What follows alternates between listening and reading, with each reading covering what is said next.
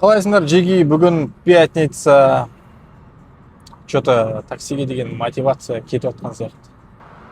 Білмеймін неге олай екенін. Что-то соңғы кездері қатты видео түсіруге желание болмай жүр.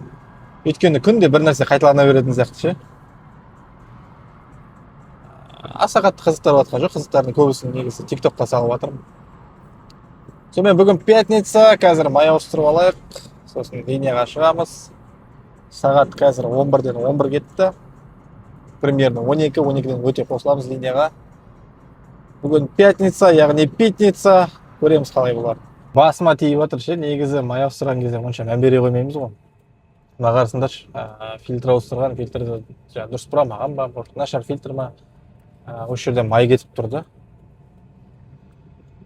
Сол үшін мен сияқты пилоттар болса, мен мысалы машина шықуды, анау ремонттауды білмеймін ғой ше. Нақтылап қарап жүргендеріңіз дұрыс сияқты. Бәсе, бля, май азайып кетті, мынау не? Май жеп кетті ма деп шошып жүрсем, сөйтсем осындай. Сондықтан достар, мен сияқты наивный болмаңдар. Шамалы жалмаңдап, Мұрат Абділ айтқандай ғой. Жалмаңдап тұру керек қой деген сияқты. Ол рас екен негізі. Жалмаңдап тұру керек екен шамалы. Алдында деген асығып жүріп просто кіре салғанмын ғой. Сөйтіп сондай жағдайға тап болып отырмын. Бәсені қараймын, майым азайып кеткен. Сонымен солай, бүгін пятница.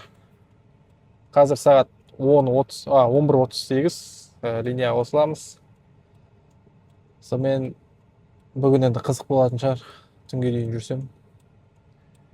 Давайте жолда жүргендерге ақ жол. Көп промежуточный отчет, достар. 14 заказ, бізде 9212 теңге. Негізі бүгін онша настроением болмай шыққан негізі. Настроением болмаса, бір жеріңді қысып үйде отқан дұрыс сияқты. Білмеймін, күннің қалай басталса, типа күні бойы солай өтеді деген расау ше, или сол мағынадағы самовнушением қатты жұмыс істеп тұрған сияқты. Білмеймін, шекесі тырысқандар, бірыңғай клиенттер сөйлеп жатыр, шекесі тырысып, бетінен сіздігі шашырап, сөйтіп қалған адамдар жолып жатыр да. Еще бағана деген біреу заказ беріп жатыр да. Короче, предыстория. Біреу заказ береді. Недегі старый болашақтыққа қарама қарсы не ғой? Бургерный ше, атқандай, салам бро. Абая 32 деп берген. Абая 32-ге барсам, енді ол здание 32А ғой енді. Отқан жерінен беріп тұр, мақыл ше. Енді маған Абая 32 деп шығып тұрғаннан кейін мен 32-ге барып тұрмын, 32 бетінен ше. Екі жағында да дом бар да ол. Енді 32 деген жерге барып тұрғанға мен кінәлімін ба, или ол тупо заказ бергеніне ол кінәлімін ба мысалы. Сөйтіп звондайды да. Амандық жоқ, саулық жоқ. Қаяқта тұрсың деп обращение істеп жатыр да енді. Мен де оттым да, Абая 32 деп бердің ба, осы жерде тұрмын десем. Мен жаңа бургерныйдан шығып тұрмын, мына беттегі двордың арасындамын, пәлен түген дейді. Мен айттым, 32 деп бердің ба, 32-ні алдына кел, болмаса жаңағыдай күтесің, мен айналып барамын қазір. Сөйтіп де телефонды қойып тастадым. Сөйтіп өтіп бараттым да, қарадым. Бір даптардай мужик ше, бля, мен әйел адам болса түсінерем, мақын. Даптардай мужик, қолында пакеттері бар үш. Сөйтіп қарап тұрады, көзінше кетіп қалдым да, атмен ауаш жүрдім. Маған -7 приоритетке деген ол. Бля, былай қарап тұрсам, похуй сияқты да ол приоритетке. Ондай малский отношенияға менде малша жауап бергім келді да. Соған сабақ болады деген ойдамын. Жалпы мен айтайын дегенім, бәріміз де адамбыз ғой, бір-бірімізге адекватны араласайық. Таксиде таксовать етіп жүрген адамдар, ол сендердің жалдап алған құлдарың емес ол, во-первых. Деп обращение жасайтындай ше, болмаса жаңағыдай барып кел, шолып келде жүгіріп жүрген бір очкең емес. Мақыл по статусу жаңағыдай бөлгін келетін шығар мысалға ше. Мен там лям табам, миллион айлық алам, мен какой-то таксистен мен артықпын деп өз-өзіңді ойлайтын шығарсың ше. Но түптің түбінде келген кезде былай адами тұрғыда салыстырған кезінде какой-то такси сенен 1000 есе түсінігі мол адам болуы мүмкін да. Сенің ақшаң, жаңағыдай мәнсабың бір жерде тіреп тұрғаның ол еш нәрсені решать етпейді по идее. Бетпе-бет келген кезде деп айтып отқаным ғой енді. В общем, осындай әңгіме айтқым келіп отыр, что-то настроение дұрыс болмай, таңертең ұйқыдан дұрыс тұрмадым ба, вроде бәрі нормально, ұйқым қанды. Білмеймін, мен стрелецпін ғой, соның мынандай перепад настроение резко бола береді да менде. Жалпы соны айтайын деген. Сосын бүгін пятница ғой. Жаңағыдай құрметті намаз оқитындар, құрметті діндарлар, өтініш намаздарыңыз, басқаларыңыз, уағыздарыңыз, пәлен түген жаңағыдай діннің айналасында әңгімелеріңіз ол өздеріңіз үшін.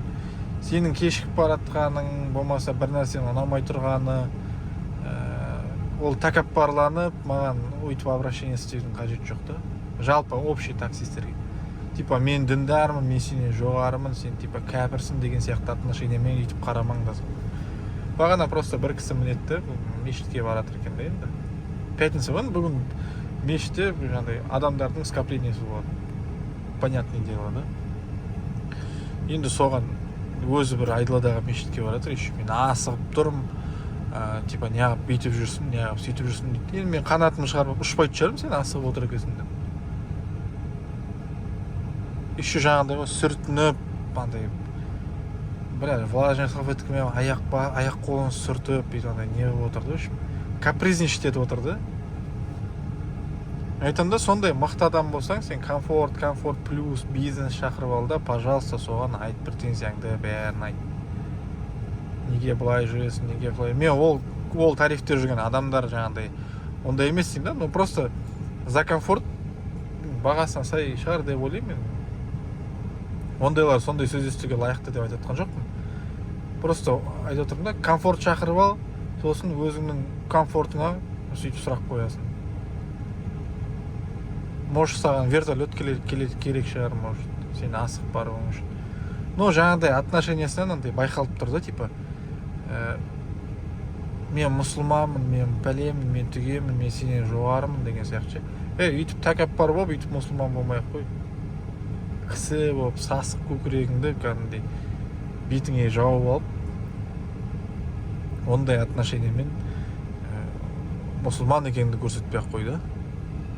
Оқып жатсың ба өзің үшін, жұма намазға баратсың ба өзің үшін. Не только жұма намаз, любой адамға айтқым келеді да, мен бір жерге асығып тұрсың ба, мысалға, сен ертерек шықсай, такси саған құспа, саған ұшып келе салады. Жолда пробка болады, мынандай машиналар жүреді, мысалға деген сияқты. Жолда бір жерде құдай сақтасын, біреудің ДТП-сы болып жатыр да, сен соны айналып өтуің үшін жарты сағат уақытың кетті. Ал сен сол жарты сағат кешіккеніне водитель кінәлі сияқты водительге бүкіл сідігін шашып саған келеді да. А на самом деле олай емес та. Ол по ситуации сол кешікті. Әйтпесе саған барғысы келмейтін адам ол орнында қозғалмайды, отмена берсең бер, бермесең атам бір жағы деп отыра береді орнында. Мысалы осы жерден бір 10 минуттық подача түсті ма, отырады ол осы жерде, сен заказыңды қабылдап қояды да, сен өзің отмена бермей еще отыра береді деген сияқты. Так что білмеймін, или менің настроением болмағасын слишком қатты қабылдап жатырмын ба, может повседневно сондай адамдар болады шығар, может мен байқамаймын ба обычный күндері. Білмеймін, что-то сондай бүгін настроением болмай, сөйтіп шықтым таксиге, сондай адамдарды жолықтырып жатырмын. Так, 14 заказ 9.000 теңге үшін тудым-судым кешке дейін бір 25 заказ садикке дейін барсам, ары қарай кешкісін. Бүгін пятница ғой, может ертең суббота воскресенье доставка көріп көремін ба, қалай болатынын көреміз енді. В общем, айтайын дегенім сондай, бүгін надандар мен сасық көкіректер әбден шаршатып жатыр ше. Жұмысқа деген желанияңды да алып, может ол мен өзім самовнушением шығар, аяғым тартпай жұмысқа шыққанның әсері кесірі шығар, может. Солай, тағы да бір ойларым болатса, әңгімелерім болатса айтып отырамын, сендер тіркеліп отырыңдар, тиктокқа тіркеліңдер, тиктокқа арасында промежуточный осындай видеоларды резко салып отырамын. Так, давайте, жолда жүргендерге ақ жол. Сонымен жаңағы әңгімеден кейін, в общем, кешке дейін что-то заказдар дұрыс ыру-дыру болып кетті ше. Тас бөгет шықты, в общем, тиктокқа салып отқам арасында үзінділерді. Сонымен кешке дейін бастадым. Үйге барып ужин шалдым, как положено. Сөйттім да 30 заказға келіп тіреліп тұрмын. 30 заказға пока что осындай ғана шығып тұр. Бүгін пятница болғаннан кейін шамалы сағат 10-11-ге дейін ұрсам ба деп ойлап отырмын да. Но бағанаға қарағанда более-менее настроение уже нормально. Шамалы көңілді позитивный адамдар мініп, әңгіме айтып, сөйтіп настроение шамалы көтеріп тастаған жағдай бар енді. Сонымен сол достар, каналға тіркеліп отырыңдар, лайк басыңдар, қызықты видеоларға ұсыныс жазыңдар. В общем, осы Қызылордадағы такси. Бүгін бизнес тренинг шыққаннан кейін жалпы заказдар да соған сай болған сияқты деп ойлаймын. Ол енді справедливость шығар. Солай.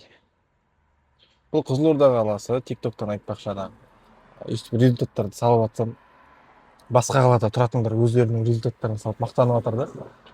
Алматы, Астана, жаңағыдай крупный қалаларда біздегідей емес, сендер 40 заказ істемей шығарсыңдар ол жақта. Сендер физически үлгермеулері мүмкін да. Так что жаңағыдай табыстармен көп мақтана бермеңдер, оның да ертең сұрау болып, масқара болып жүрмейік әйтеуір. Ладно, аман болыңдар. Всем пока, всем удачи, жолда жүргендерге ақ жол, давайте.